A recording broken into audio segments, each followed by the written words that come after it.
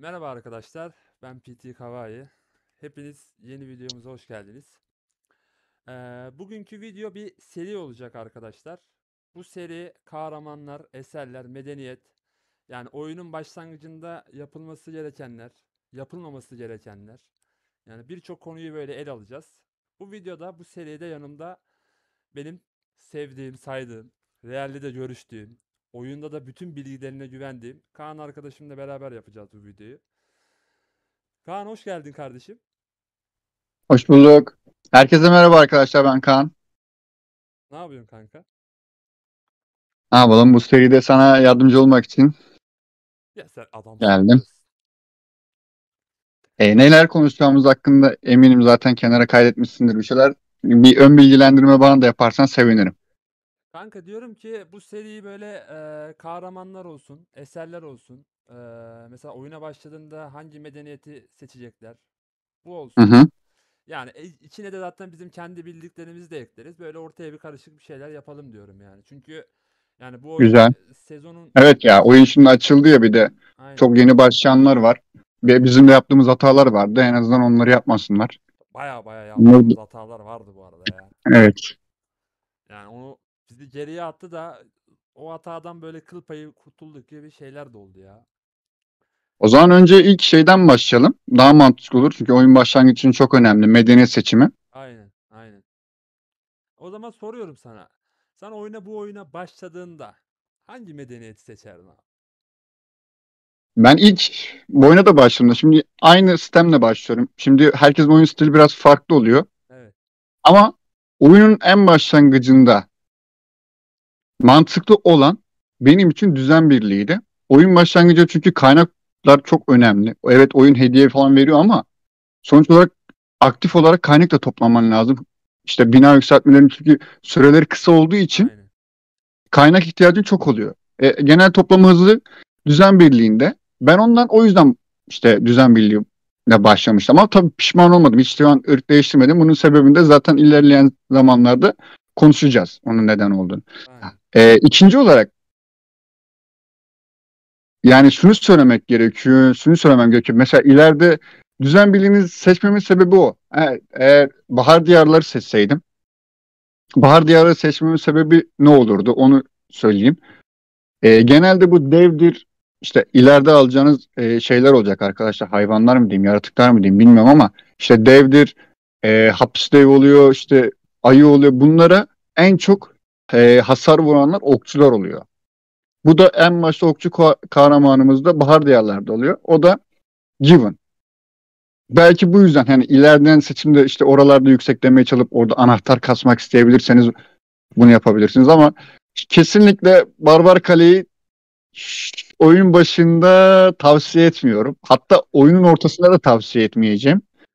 Bunun sebebi biraz da şimdi şey açmak lazım, ırkları açmak lazım.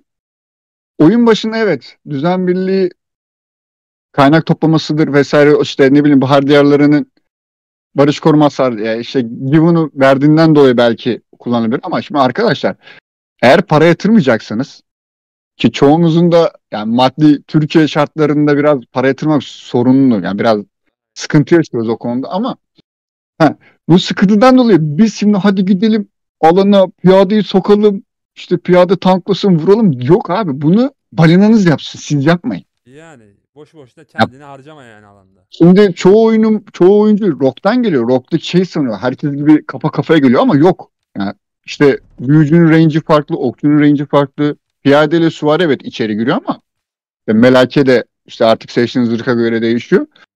Şimdi piyade adamın kesinlikle kaynağının da hızının da işte asker sayısının da çok iyi olması lazım. Kendine güvenmesi lazım. Para yatıran birinin olması lazım. Diğer türlü diğer iki ırktan birini seçmeleri onlar için daha mantıklı olacağını düşünüyorum. Çok savaşmak isteyen, savaşçı olacak bir adam varsa şu an için meta benim gözümde biraz büyücü. Yani büyücüler daha çok şu an komutan kombinasyonu olarak da büyücüler çok iyi. Kanka 2-3 Düzen videoda birliğinde işte melake sisteminde uzaktan vuran olduğu için benim tercihim oyun başında da oyun ortasında da düzen birliği. bu büyücü metası da kanka uzun bir süre gidecek gibi ya. Yani Ya bana da öyle geliyor. Bana da öyle. Düzen birliği şu an iyidir. Şu an hem verdiği ana komutan da iyi abi. Evet. Yani Valdir'i ya para yatırmayan birisi için şöyle söyleyeyim arkadaşlar. Para yatırmayan birisi için Valdir'i veli nimet gibi bir şey. Çünkü beceri komutanı, ayrıyetten de PvP gidebiliyorsun. Bir de iki tane kişiye mi, üç kişiye mi ne birden vurabiliyor yani. Aynen. Okuyacağız bunları tabii de tekrardan Aynen. da. Ya medeniyet konusunda anlattık arkadaşlar. Şimdi kahramanlara gelelim. Şöyle yapalım. Kahramanlar üstünden sadece gidelim. Hani hangi kahramanı kullanırsak diye. Yetenek ağaçlarını falan sonraki videoların serisi olsun. Eserleri de kabataslak üstünden geçelim. Ya çünkü şu an hepsini konuşursak arkadaşlar emin olun 1,5 saat Çok falan gider sürer yani. yani. Aynen. Baya Çok baya uzun gider süre. yani. Aynen. Bunu Çünkü zaten seriyi hızlı hızlı bir şekilde atlatıp çünkü oyun başında çok kişi olacak. Yanlış yapmasın abi. evet. Biz bu yanlışı yaptık ya. Hani şöyle söyleyeyim arkadaşlar size. Hani bir becerinin yetenek ağacını mesela bilmiyorduk o zamanlar. Rastgele mesela barış koruma gittiğimiz zamanlarda oldu. Saçma sapan yerlere verdiğimiz zamanlarda oldu. Yani herkes yaptı yanlış da maksat bizimkilerin yanlış yapmaması. Yani yeni başlayan kişilerin yanlış yapmaması. Yabancılar benim için çok da önemli değil arkadaşlar. Eee, şimdi hangi kahramandan başlayalım Kaan? Önce parasız olanlardan başlayalım ya kanka. Tabii parasızlardan başlayalım. Valdiri'den Zaten başlayalım birkaç tane mesela. daha paralı sarı komutanlarımızdan da bahsedelim. Tabii Şimdi tabii. yanlış yatırım da yapmasınlar şimdi. Aynen. Onlar için de üzülmeyelim. Aynen. Öncelikle konuşmamız gereken ve her zaman herkeste olması gereken komutan Valdir abi Kesinlikle. bence. Düzen Birliği'nde ana komutanıdır. Düzen Birliği seçtiğiniz zaman bunu daha hızlı fullemiş oluyorsunuz. Evet. Onu da söyleyeyim. Hem Çünkü alanda da iş yapar. aynen. Hikaye modu olduğu için oyunda onun hikayelerini dinledikçe veya ilerledikçe zaten oradan size parçasını veriyor. Ona göre yükseltiyorsun becerilerini. İkinci olarak da işte dediğimiz gibi o devdir ayıdır alırken e, ya ben şuna given diyorum ama okçu komutanı ikinci olarak fullenilebilir gözüyle bakıyorum ben. Ya o da şeyden dolayı işte kanka. Hani zebellerde işe yarıyor yani. Evet, Hani Zebel ya. Onlar da Zebelle çok işe yarıyor yani. Ya bir okçu Zebel'de yani şu an bizim sunucumuz için söylüyorum bunu. Yani bir okçu gidip 200k hasar vuruyorken yani büyücü geliyor 60, 70, 80, 90k arasında. Bakın büyücü şeyde iş yapıyor. Hani bazı alanlarda yapıyor. Okey. Mesela Alev Ejderinin elitini alırken kesinlikle büyücü. 80 tane büyücü gerekiyor bunun için. 80 bunlar o tane. sonranın sonrası. Aynen. Bunlar ileriki konular. Ama bir Ya sizin okçu için de yapmanız çok sonradan. gerekiyor. Hani siz server'a başladıktan 2 ay sonra olacak bu olaylar yani. Size öyle söyleyeyim. Aynen. Uzun bir süreç yani. Siz en başı doğru yaptıktan sonra o zamana kadar zaten çoğu şeyi öğrenmiş Evet. oluyorsunuz. Daha net yapmış olacaksınız. Üçüncü komutan bu şeyleri ilk başta şeylerden söyledim. Irkların ana komutanlarına Bakar'a yani şeyi seçerseniz Barbar Kale'yi Bakar olacak. Arkadaşlar ben yine tavsiye etmiyorum ama Bakar'a da yatırım yapmayın en başta. Oyun zaten onu size fulletecek. Orası Aynen. ayrı bir. Ama şimdi onu neden diyorum ya şimdi bir ırkı kötülemek yani o oyun içindeki ırkı kötülemek istemem ama Bakar'ın da şeylerine bakıyoruz tamam piyade beceri ama garnizon abi bu komutan. Şimdi piyade dediğin adam garnizon oluyor genelde. Oyunda şu an o sistem o. Bakar'ın garnizonu göremezsiniz abi. Öyle bir olay yok. Hem de Bakar'ın garnizonunda ki siz hiçbir zaman rally karşılamayacaksınız abi. Yani. Karşılamayın yani. Bu oyunda rally karşılamayın. Gerek yok.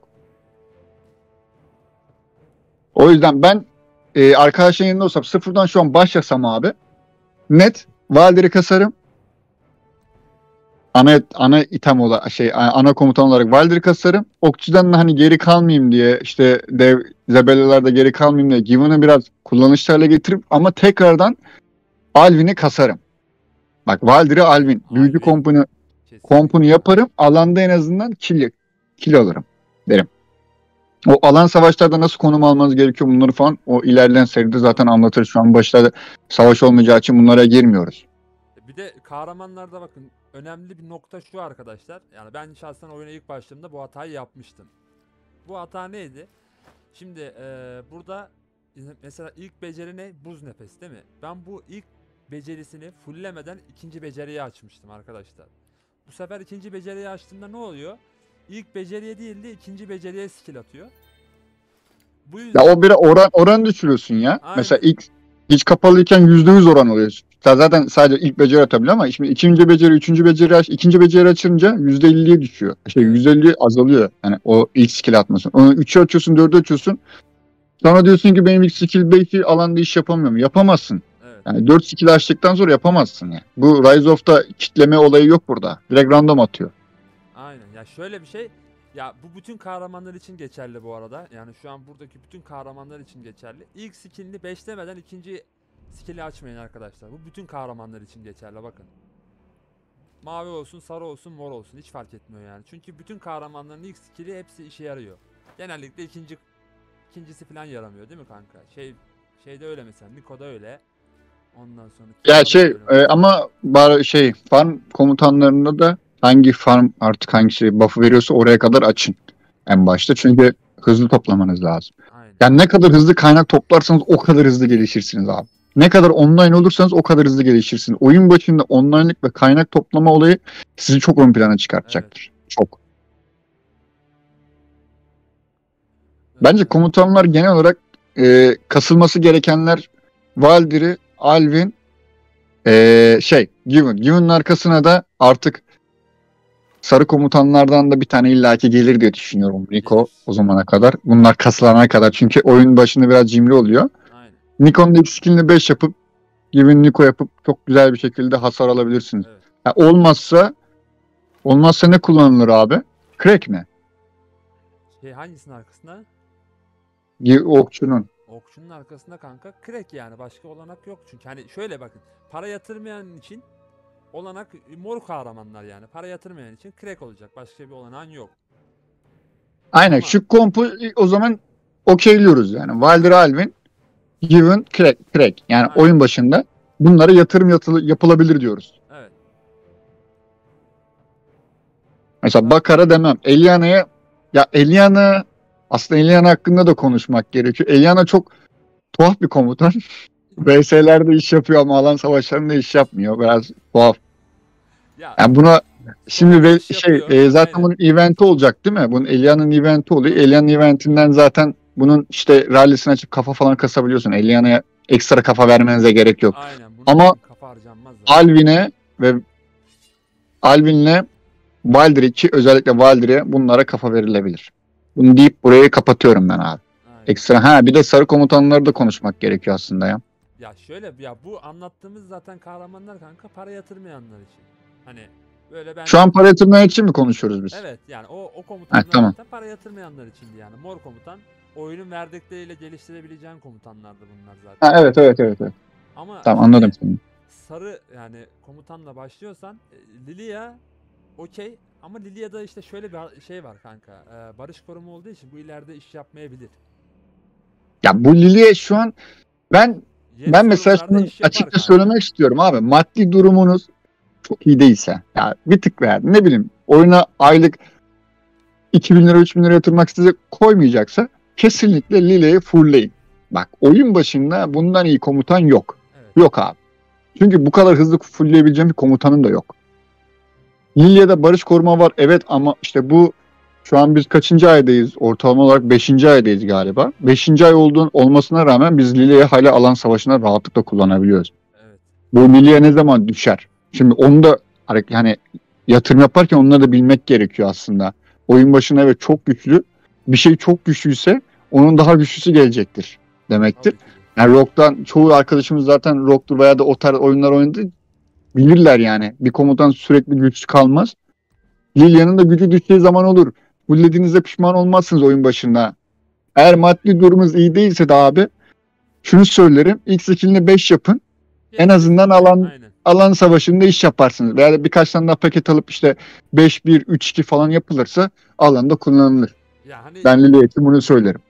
şey demezsiniz arkadaşlar ya ben niye bunu fullledim ki demezsiniz. Çünkü oyunun başında direkt fullleyebileceğim bir komutan olmadığı için yani bir kaçta VIP 10'da fulleniyordu galiba. Pardon VIP 9'da VIP fulleniyor. 10'da fulleniyor ya. VIP 10 mu? VIP 11 mi? VIP 9'da fulleniyor. 10'da Hosk vardı kanka yanlış hatırlamıyorsam. Öyle biliyorum. Ha, o da olabilir. Doğru diyorsun. Tertemiz. Zaten bütün kafalarını alıyorsun VIP'den. Direkt full bir şekilde alana çıkıyorsun. Baya da etki gösteriyor yani. Bir becerisi ben şu an Abi mesela tabii. bir beceri atıyorum Lilia'da. Tamam araştırmam iyi, okey kale durumum iyi ama yani beceri bir vurduğumda 8k 9k damage atıyorum. Bir de yeteneği Ya oyun bir de şu var, şimdi sen beceri diyorsun ama oyun başında herkesin araştırması ortalama olarak aynı seviyede. Aynen. Hani oyun başında. Öyle düşünürsek hani Lilia çok iş yapacak. Çok iş yapacak. Oyun başına taşıyacak sizi. Ha, biraz daha maddi durumunuz ise abi Hosk. Hosk'un da eksikliğini 5 yapın abi, kullanın. Evet. Lilia Hosk yapın. Örnek veriyorum. Bunları zaten konuşacağız ama Lilia Hosk yapın. İşte Valdir Alvin yapın. Çıkın abi alana. Mesela büyücüden. Garanti kill. Bak bu sarı komutanlara yatırım yapılır. Başka hangi komutan? Bu yeni serverlarda bütün komutanlar açık mı? Yoksa onlar da sırayla mı gidiyor? Açık olması lazım kanka. Açık olması Ha. lazım da yeni serverlarda işte hani balinalar biraz daha komutanı iyi fuller.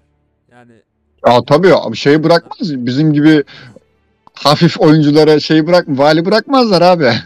Emris'tir işte, Garwood'dur falan, bunları validen işte biraz hız kasayım da vali alayım da falan, onlar hikaye abi. Aynen. Öyle bir şeylere, o toplara girmeyin. Oyun başında şunu söyleyeyim. En önemli şey bence bu. Oyun başında hızımı biriktireyim de işte ileride vali oynarım hatasına girdiğiniz anda abi zaten full geride kalacaksınız. Evet. Geride kalırsanız da ana klanlara giremezsiniz abi. Biz mesela geride kalmış adamı ana klana yani biz şu an TEA'nın yönetimindeyiz. TEA klanını almıyoruz. Biz öyle birkaç tane arkadaşımız hata yaptı, sonra çok pişman oldular. Ben mesela elimde kalan bütün hızları işte T4 açana kadar hepsini kullandım. Ben yine durmadım çünkü ben vali alamayacağımı biliyorum. Evet. Mesela bizim bir arkadaş valiye girdi. Da. Yani o kadar hızlı olmasa, yani hızın, biz söylemek istemiyorum şimdi hızını da. O kadar hızlı olmasına rağmen üstüne 6 tane de altın paket çekti. Vali öyle alabildi. Evet. Yani valide puanı en son puanı 84 milyondu arkadaşlar. Şu anda zaten Yani büyük ihtimal gireyim de 12 validen milyon şu komutanı alayım falan hikaye yapmayın. Çünkü bu net şey olur. Yazık olur hızınıza. Şöyle bir de biz oyun başında aynı komutanları mesela Rogue'da 4 kez görüyorsunuz ya, biz burada 6-7 kez gördük abi. Ona rağmen Emris'in süvari komutanıdır. Emris'in valisinde 84 milyon puan çıktı abi. Hani gerisini siz de hesaplayın. Sizin olduğunuz serverlar yeni serverlar. Yeni server olacaklar. Orada balina zaten en az 2-3 tane balina olacak. İlk 3'e girmedikten sonra da valide zorlamayın abi. Net yani söylüyorum. bir anlamı yok yani onun verdiği kafada bir şey götürmez. Çok zorlarsınız ilk 10'u değil de böyle 10 kafayı nerede? İlk 15'te mi oluyordu 10 kafayı? 10 kafayı alın, komutanı açın abi en kötü. Yapabiliyorsanız. Anahtardan gelmeniz. Ki şöyle bir şey var arkadaşlar. Bak yine söyleyeceğim. Garwood ne bileyim Nika'dır. Abi bakın siz nasıl rallici olmayacaksanız, para yatırmayan arkadaşlar için söylüyorum. Para yatıranlar zaten, onlar için farklı konuşuruz. Para yatırmayacaksınız abi. Garwood'dur, Nika'dır, bunlara abi yatırım yapmayın. Bırakın anahtardan çıksın bunlar. Siz piyade oynamayın. Para yatırmayan arkadaşlar. Onlar için söylüyorum. Çıkıp alanda kendinizi ezdirmeyin abi. Boş yere. Çıkın gitsin balinanızı ezdirsin abi. Karşı hasarlı adamları kessin balinanız. Ama siz tutup da piyade oynayacağım da işte alanda kill toplayacağım, o topa girmeyin. O yüzden Garwood'dur, Nika'dır, bunlara bence yatırımdan ziyade Medeline yatırım yapılır. Benim gözümde. Benim nazarımda. Biraz da Caner'den dinleyelim bence Medelin'i. O fulllemişti çünkü. Medline'ı fulllemedim kanka. Şeyde full ya. Öteki hesapta full de. Medline'ın şu özelliği var kanka. İlk başta bu normal bildiğiniz bunu tank olarak getirmişlerdi. Bildiğin yani gidiyordun adamların içine. Bön ölüyordun. Geri dönüyordun. Aynen. Ondan sonra buna bir şey getirdiler. Güncelleme getirdiler. Skill'lerini değiştirdiler. Ondan sonra adam oldu bu Medline. Yani önde Medline oluyor, arkada Nika oluyor. Full karşı saldırı çıktığı zaman piyade o zaman iş yapıyor. Ama Kaan da dediği gibi yani balinanız varsa ittifakında bırakın o yorulsun. Yani sen bu sefer hastaneni piyade doldurduğun zaman bu sefer senin alana bir yararın olmayacak. Yani alana çıkamayacaksın çünkü hastanen dolu olmuş olacak. Bu sefer faydandan çok zararın olmuş olacak. Yani biraz bir bakıma da takımı düşünmek lazım böyle durumlarda. Bırakın balina gitsin önden. En azından o balina gittiği zaman alanı temizleyebiliyor. Ya sen öyle bir şey olmayacak yani. Sen gideceksin. Vırırt diye kırmızıya düşeceksin. Ondan sonra yallah eve. Sonra diyeceksin ki abi yine kill verdim adamlara ya. Yani biz bunları yaşadık. Yani bayağı hep de görüyoruz yani. Savaşlarda hep Abi başımıza tabii abi geliyor. biz Discord'da beraber savaşıyoruz abi 10 kişi falan. Hani daha çok arttığımız sayılar da oluyor.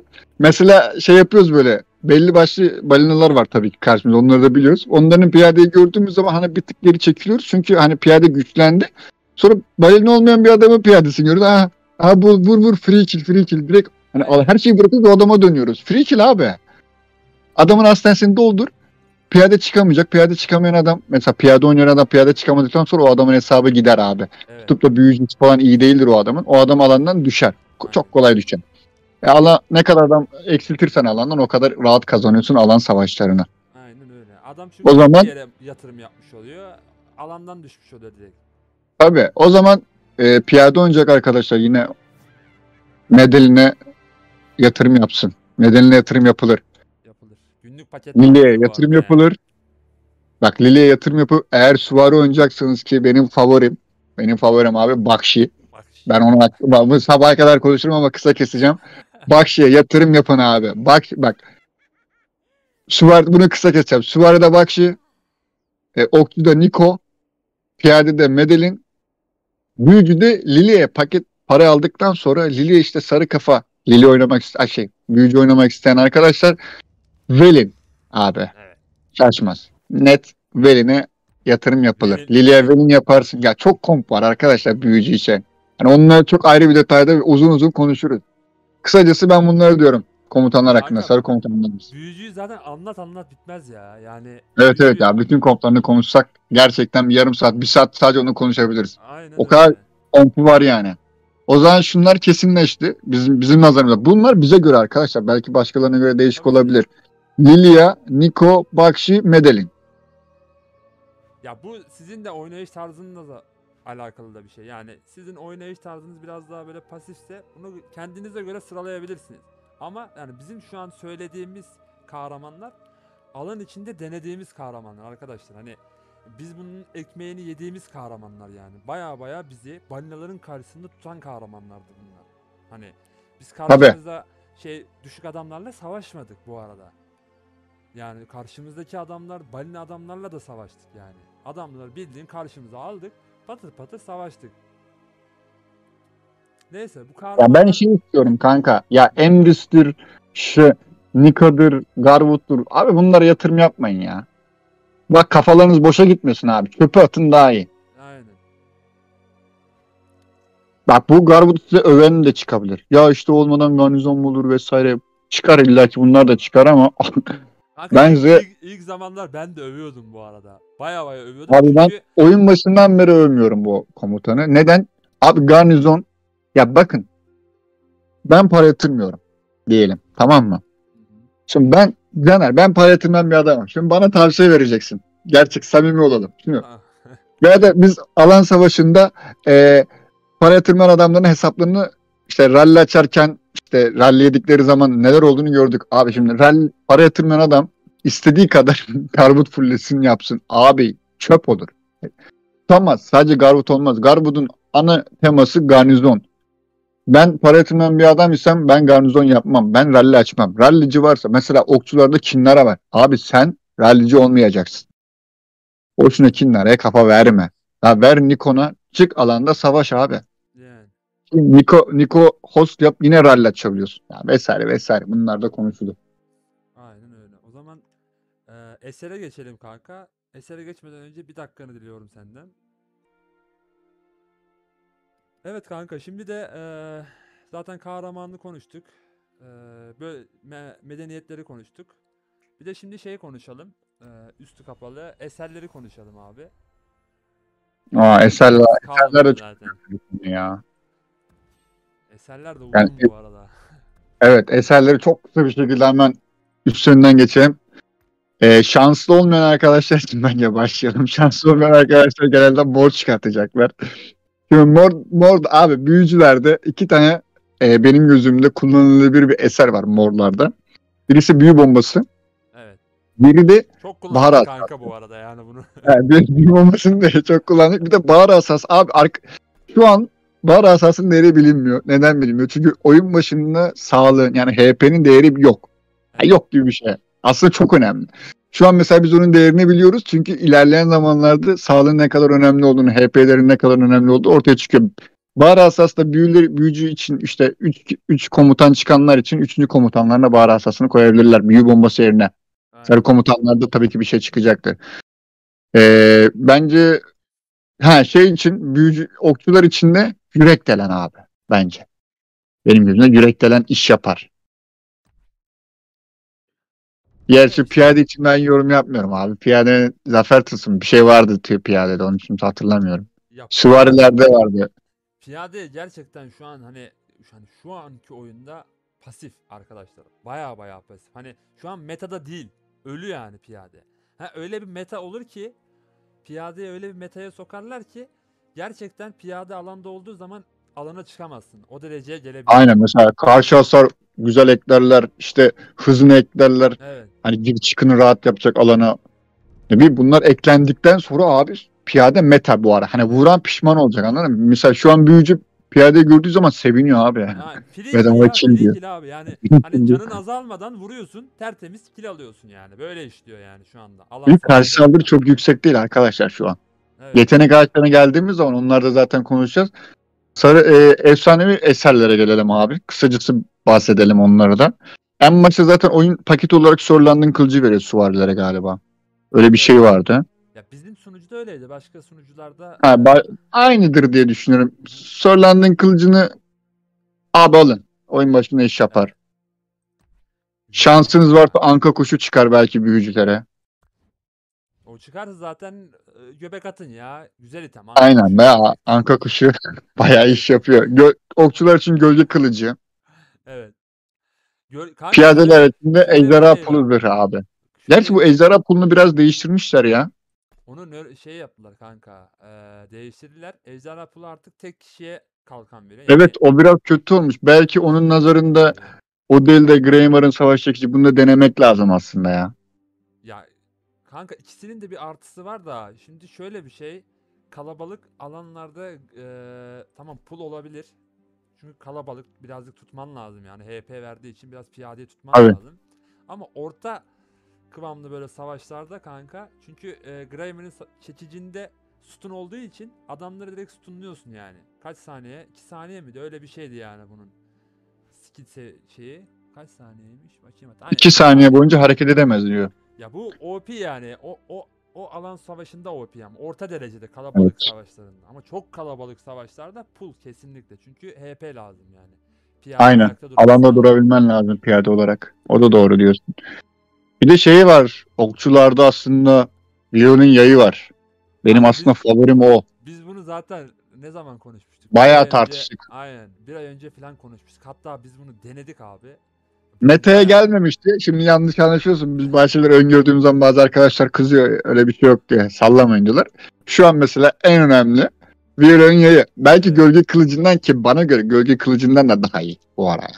Viola'nın yayı. Bir de yeteneğin varsa şöyle bir şey yani Viola'nın yayının şöyle bir artısı var arkadaşlar. Yeteneğin varsa hani skill becerisini karşı adamdan daha erken vurursan karşı adama 10 saniye sustur atıyorsun arkadaşlar. Yani 10 Abi 10 saniye saniye boyunca mi? Yani adamı eser adam alan da atamıyor. biterler abi. Evet.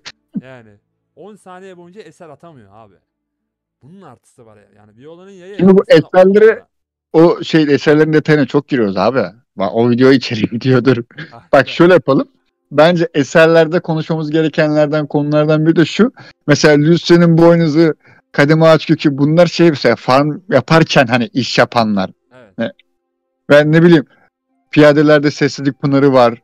İşte eee büyücülerde Arbon'un gözyaşı. Bunlar bir kez çıktıktan sonra arkadaşlar bunları sakınlıkla seviye basmakla yalan etmeyin o Aynen. şeylerinizi ya. Neydi onun ismi? Amblem kanka. Gizemli Bu amblemleri pozlarınızı. amblemi Ha ve bu gizemli pozları pozu hem aynen hem tozları yalan etmesinler hem de bu Can'ın aslında demek istediği bir kez çıkıyor. Şimdi diyelim size anka kuşu çıktı değil mi? Siz şimdi bu anka kuşunu yükseltmek için belli şeyler lazım. Evet, Ne diyorlar ona? gereksinimler lazım. Belli Gereksinimler gereksinimler lazım. lazım. Orayı da biraz sen anlat abi.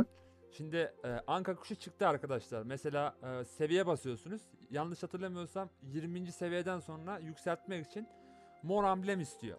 Ya mor amblem istiyor ya da onun bir eşdeğeri İstiyor ya. destansı Onda amblem. yeşil istiyor. 20'de Yeşil. mavi, 30'da mor, 40'da 40 50 60 40 50'de sarı istiyor. En sonda sarı istiyor işte. Sarıda da zaten 4 tane sarı olması lazım arkadaşlar. Yani şöyle 6 yıldız yapman için bunu bu arada güncelleme de düzeltmiş herhalde kanka. Şu an 6 yıldız yapabiliyorum ben. Neyse bu yani 6 yıldız yaptığında arkadaşlar şu verilen hasar var ya. Burayı alabiliyorsunuz. Bunun içinde 4 tane sarıya ihtiyacınız var. Bakın şimdi biz eski krallık olduğumuz için bize sarı kafa atmıyor veya sarı eser atmıyor arkadaşlar. Siz yeni krallıklarda deli gibi sarı kahraman alacaksınız, sarı eser alacaksınız. Yani bunu değerlendirin. Bak ben mesela boyunuzu 5 seviye yapmışım, tamam mı? Bunu Benim de ya. benim yaptığım hatayı yapmayın. Bak Ama çok şöyle bir önemli şey bir var. bak. Oyun başında böyle bir olay yoktu abi. Evet, yoktu. Aynen. Böyle bir Sonradan olay. geldi. O yüzden biz mesela bunları boyunuzu 5'e kadar çıkarttık vesaire bunlar yapıldı yani. Bilseydik yapmazdık. Niye Tabii yapalım? ki de yapmazdık yani. O Biz bildiğin çünkü körü körüne çöp ettik yani. aynen. Aslında bunu sıfırlayabiliriz kanka. Şey var bizde. Yeniden üretme kitabı var bu arada. O da kullanılabilir. Bunu De, kullanabiliriz aslında. onu en başta sezon başında vermiyor diye biliyorum arkadaşlar. Biz güncellemenin hatasından dolayı almıştık onu. Aynen. Aynen. Büyük ihtimal benim mesela bana 2 tane vermişler. Benim 5. Bak aklıma ne konu geldi abi. Daha her şeyden önemli. Bakın her şeyden önemli. Elmaslarınızı VIP'ye yatırın. Evet. Bak bunu konuşmadık ben. En önemli şey.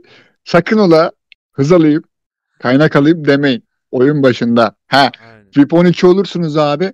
VIP 14'e gelene kadar şimdi rock oynayanlar çok iyi bilir abi. VIP 12'nin değerini. Şu an bu oyunda 8 ile 13'e kadar aynı galiba. Aynı Bir kanka. kafa veriyor. Ama bu Kafa. düzeltilecektir illaki yani. Bu böyle gitmez. 14'te 15, 16 gelecektir ve bir şeyler illaki yükseltecektir. O yüzden siz ne kadar hızlı VIP'i 10'u yaparsanız 8 mi 10 mu artık altın kafa verdiği yer. Oraya hızlı gitmeniz lazım. Yani elinizdeki VIP puanını kasın. Elmaslarınızı da oraya yatırın. 8 kanka. Ama siz yine 10 yapın ya. Onda bir özellik vardı. Ben şimdi bakayım hesaba. Onda eğitim hızı artı 15. 9'da KP dolum artı 10. İnşa hızı artı 15. Araştırma hızı VIP 8'de veriyor zaten kanka. VIP 10 ya. Ay, VIP 10 VIP daha 10 iyi ya. kanka. Eğitim hızı çok önemli abi. Aynen. Çok çok önemli hatta yani. VIP 11'de öyle Hatta bir VIP şey. 11 çok önemli benim nazarımda. VIP 11'de Toplama toplama hızlı geliyor. Atak saldırıdan ziyade toplama hızı. Abi ne kadar kaynağın olursa o kadarsın bu oyunda. Hani gerçek hayatta derler ya cüzdanında ne kadar para varsa o kadarsın. Bu oyunda da ne kadar kaynağın varsa depon ne kadar sağlamsa o kadarsın. evet. Alanda o kadarsın. O kadar söyleyeyim size yani. Deyip bence bu videoyu tadında bırakalım. Çok da uzatmayalım abi. Kanka zaten bakayım 33 dakika olmuş. Ya bilmiyorum da böyle şu an var ya şu videoya çekirdek alıp tertemiz izlemeleri lazımdı. Bunu keşke videonun başında söyleseydik de. Tertemiz bir şekilde kanka çekirdekle kolayla içip izlerlerdi ya. Neyse sağlık olsun. Bizim için de Ama güzel ya oldu. Ramazan'ındayız ya kanka iftardan sonra yapsınlar. Aa tabii iftardan sonra da olabilir. Neyse arkadaşlar bu dediğim gibi bu seri olacak. Kaan'la birlikte yapacağız. Ben şahsen yani bu videoyu çekerken bayağı bir zevk aldım. Bayağı keyifliydi yani. Hem konuşuyorsun hem sevdiğim arkadaşım zaten. Teşekkür Oyunu ederim. oyunu böyle bilen kişilerle böyle tartışmak. Bakın hani biz de tartışıyoruz yeri geliyor oyun hakkında. Hani sadece oyun hakkında, kahramanlar hakkında daha iyi olabilmek için bu arada. Bu serinin devamı gelecek arkadaşlar. Hızlı bir şekilde gelecek hatta bunu devamlılığını getireceğiz. İzlediğiniz için teşekkür ediyorum. Kaan'a da buradan teşekkür ediyorum. Hepinize iyi akşamlar diliyorum. Hayırlı iftarlar diliyorum. Görüşmek üzere.